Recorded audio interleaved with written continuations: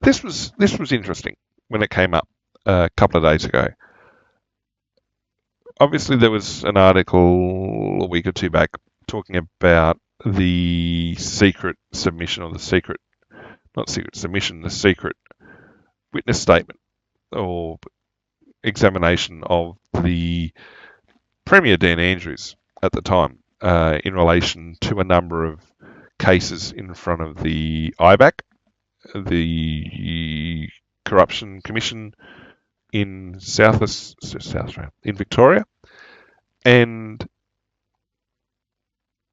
there's been plenty in terms of activities by public figures, government, the political parties. There's been, I mean, you've got corruption at any number of levels. I mean, there was a case a few years ago of a food services provider in Western Melbourne. I'm not sure if they're outside of Melbourne, but they received a failing grade from health inspectors, and they had CCTV footage of their site, and they alleged that the health inspectors had actually had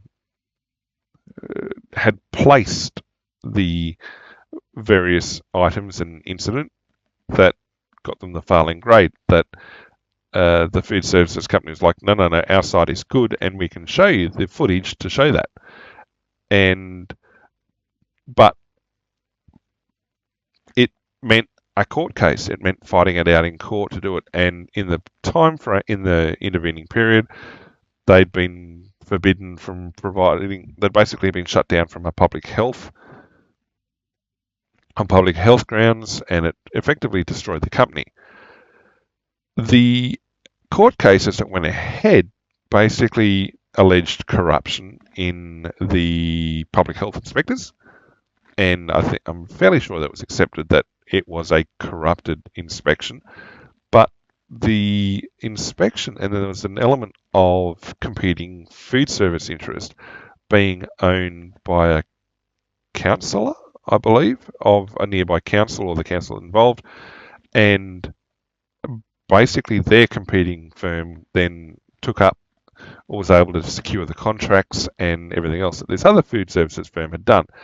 And so it went from just being a case of, okay, you've got a dirty inspector who's basically extorting a company or shutting down a company for false reasons, to a much broader corruption of it being politically driven by somebody who had their fingers in a pie that they shouldn't have had, and had therefore used the health department or the public health system to shut down a competitor. And, well, I mean, there's corruption all over the place in Australia. I mean, Friendly Geordies has become controversial for, well, become well known, but also attracted controversy and a lot of people who don't like him because of his focus on corrupt activity in Sydney in particular, and the various powerful figures involved in that. Now, New South Wales has had ICAC for many years, and that's actually got some teeth, and it's done fairly well for itself in terms of managing that. But then, who watches the watchers? There's been massive corruption problems in Australian states and various public sector things over the years. I mean, there was Victorian police, New South Wales police, Queensland police. They had massive corruption problems that went through a big period of cleanup, and people say that's still ongoing in some things. But anyway, we're looking at Victoria. And so you've got, as the article says here, you've got in various integrity agencies, you've got IBAC, Ombudsman, Auditor General's Office. The thing that surprised me, and presumably the point of the article, is that their funding currently is set by government. So whoever's in power at the time determines how much money these anti-corruption and agencies get. They're basically saying, well, look, we think it'd be fairer if Parliament said it. So not the people in power, but the entire Parliament sets it, which makes sense. It makes it more bipartisan. It helps remove the idea that the government can act to suppress investigations into itself by turning off the flow of money, or use a potential conflict of interest of using that flow of money to influence which direction these integrity agencies look. Now, you'd want to avoid those sort of assumptions and those sort of interpretations. So taking the funding decisions away from a political party that is in power as the government and returning it or giving it to the Parliament as a whole, well, that just makes sense. I don't know how anyone could oppose that. However, the agencies told the newspaper, I don't think it's necessarily the Sydney Morning Herald, I think they might have told The Age, that there had been no commitment or substantive action by the state government to quarantine their budgets from political pressure since they publicly raised the matter before the previous Victorian election. And they've come together to say it. So obviously, if they're coming together to say it, they obviously feel very strongly about it. And that they're doing so in part because there is a falling public confidence in Victoria's integrity system. Well, no, obviously it's coming up as well because there's a national anti-corruption conference, but still, the idea that, well, they're failing to meet, or the public's losing faith in them. Question is,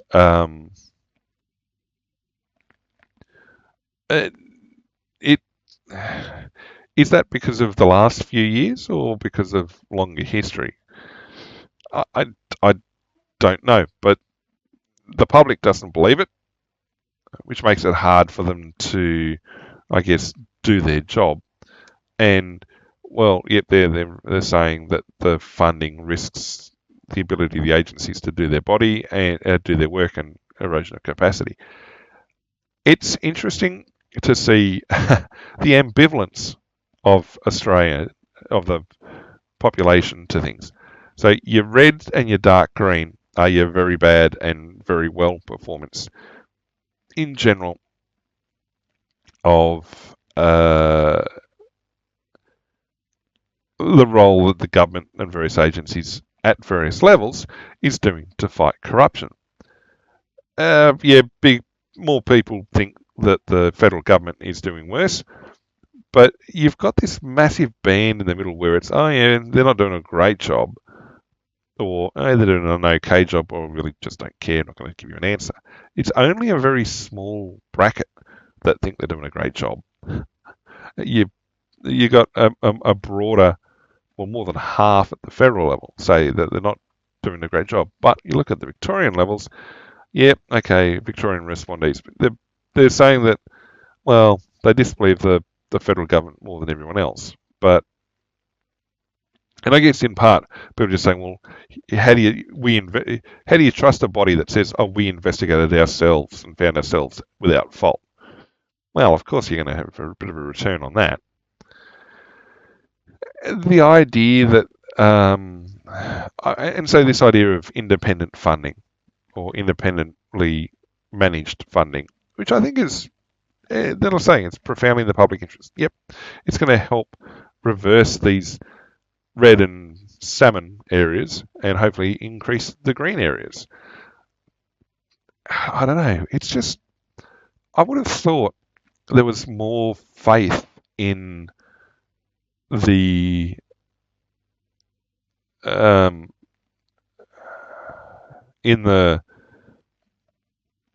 anti-corruption system than a quarter to a third of the respondees. I mean, like I said, the example coming out of New South Wales from ICAC, I think ICAC, I don't know if they were the first, but first anti-corruption commission.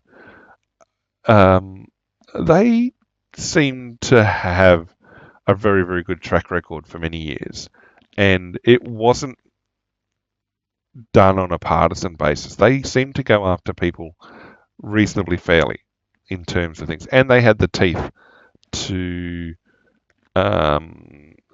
deliver on it too. And well, I mean, at the time, that was the news I was hearing all the time was coming out of New South Wales, but it gave hope that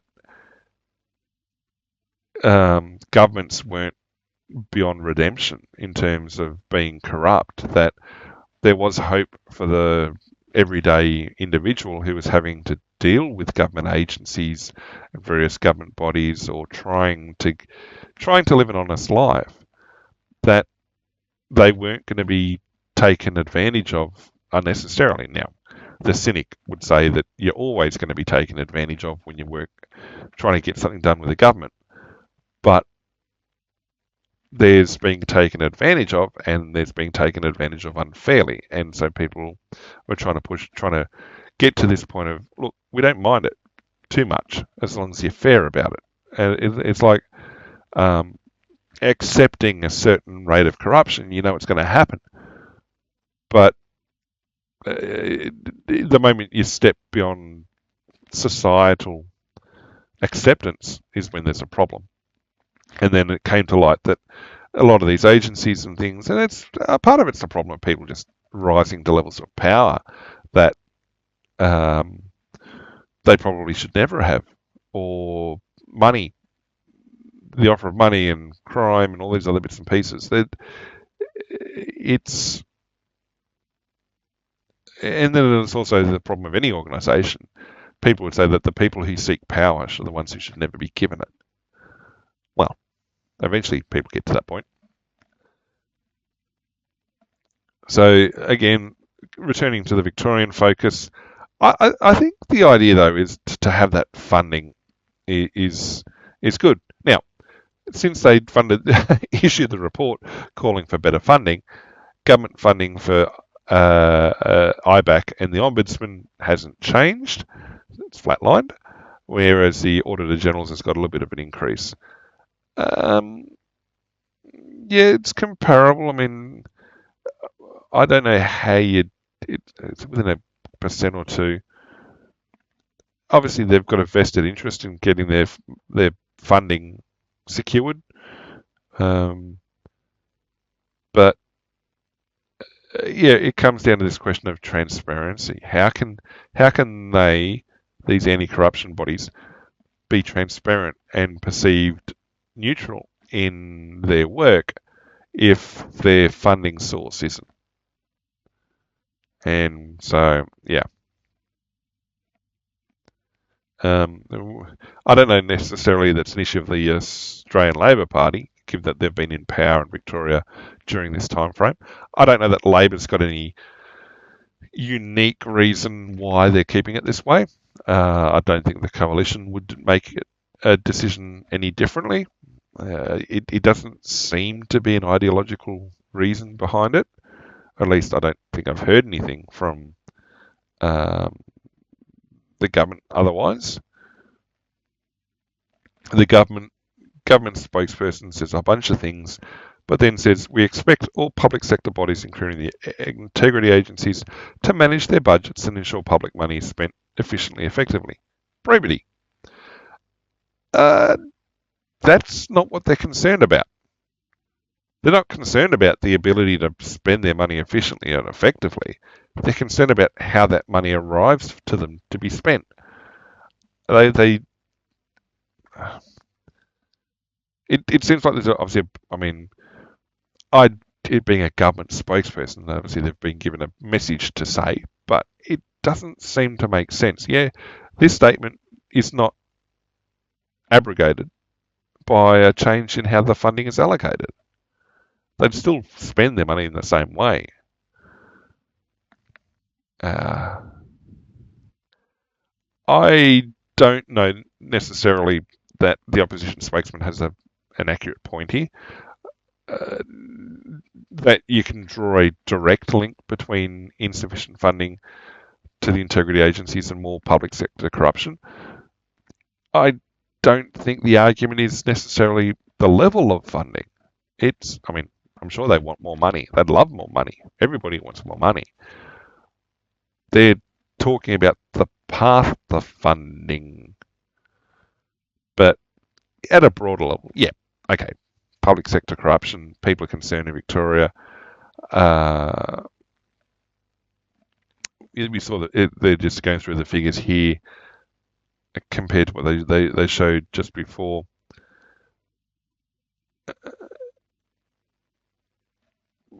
There you go. Budget independence is a concern for integrity agents. Yep, previously did a good idea.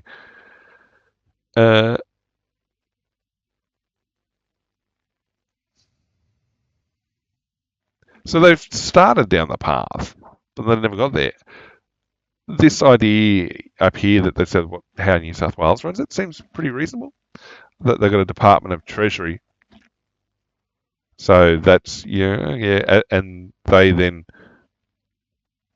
report to Parliament about appropriations to integrity agency. I mean, that makes sense. It's coming out of the government department out of the department, which is going to be there no matter who's in power, and they report to the Parliament, not to government. I mean, that makes sense. I don't know why people are concerned, why the people have an issue with it. I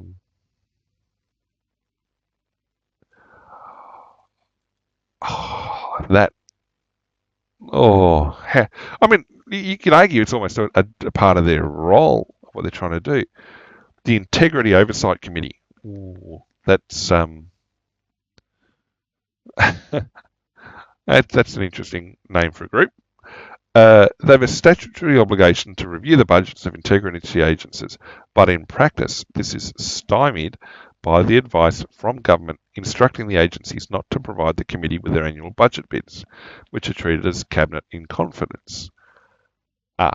So they've got a group that should be doing it, or potentially has the ability to do it, but government is telling the agencies not to talk to them because their budgetary bids are considered sensitive, classified as such.